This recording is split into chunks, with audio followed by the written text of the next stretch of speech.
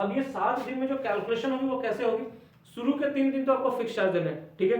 It means 3 दिनों के लिए आपको एक्स तो देना ही देना है। उसके बाद 7 दिनों में से देखो 3 दिन तो गए, आपको फिक्स चार्ज चले गए, बच गए 4 दिन और। इन 4 दिनों के लिए आपको पर डे के हिसाब से वाई रुपीज देना है।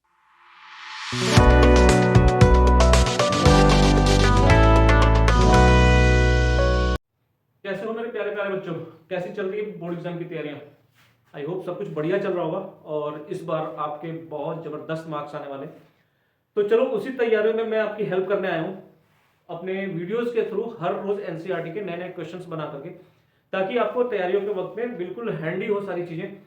तो बिना लेट के आप चैनल को सब्सक्राइब करो और बेल आइकन पर प्रेस करो, ताकि आपको हर रोज एग्जैक्टली 6 बजे हमारी वीडियोज मिलती रहे। सिर्फ 5 से 6 मिनट लेने वाला हूँ आपकी, और इसमें आपकी जबरदस्त तैयारी करवाने वाला हूँ, ठीक है। तो ये चैप्टर का लास्ट क्वेश्चन है, इस चैप्टर का लीनियर इक्वेशन इन 2 वेरिएबल। इसमें क्या कहता है कि एक लाइब्रेरी के कुछ चार्जेज हैं फर्स्ट 3 डेज के लिए एक फिक्स चार्ज लेना है। इट मींस आपने अगर 1 दिन रखा तो भी वो फिक्स चार्ज पूरा लगेगा, 2 दिन रखा तो भी वो पूरा चार्ज लगेगा, 3 दिन रखा तो भी वो पूरा चार्ज लगेगा।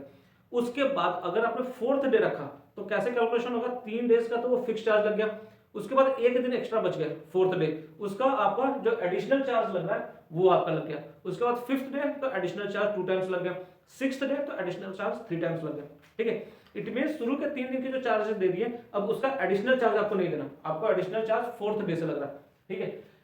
तो देखो हमें क्या निकालना है, find fix charge and charge per day. तो मेरा क्या सिंपल कॉन्सेप्ट है, देखो जो भी निकालना है उसमें से एक को x मान लो, दूसरे को y मान लो, ठीक है। तो मैं मानता हूं let fixed charge is equal to x and charge per day is equal to y। बहुत क्लियर है, जो फाइंड आउट करना है उसमें से एक को x मानो, दूसरे को y मानो, ठीक है। फिर क्या कहता है कि Sarita paid ₹27 for a book kept for 7 days.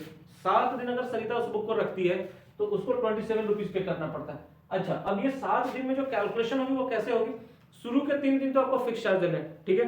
It means 3 दिनों के लिए आपको x तो देना ही देना है। उसके बाद 7 दिनों में से देखो 3 दिन तो गए, आपको फिक्स चार्ज चले गए, बच गए 4 दिन और। इन 4 दिनों के लिए आपको पर डे के हिसाब से y रुपीज देना है। इट मींस 4 टाइम्स आपको y रुपीज देना है, तो it means x plus 4y, और ये चार्ज कितना हो जाता है मिलकर के 27। इसको मैंने इक्वेशन 1 कह दिया, ठीक है।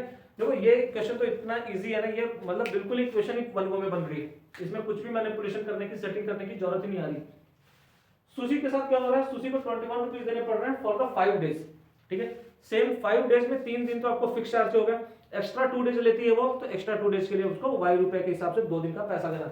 तो इट मींस सुशी के लिए इक्वेशन क्या हो जाएगी, x plus 2y is equal to 21। Sushi ने 5 दिन के लिए लिया तो 3 दिन के x लग गया, 2 डेज के लिए 2y लग गया।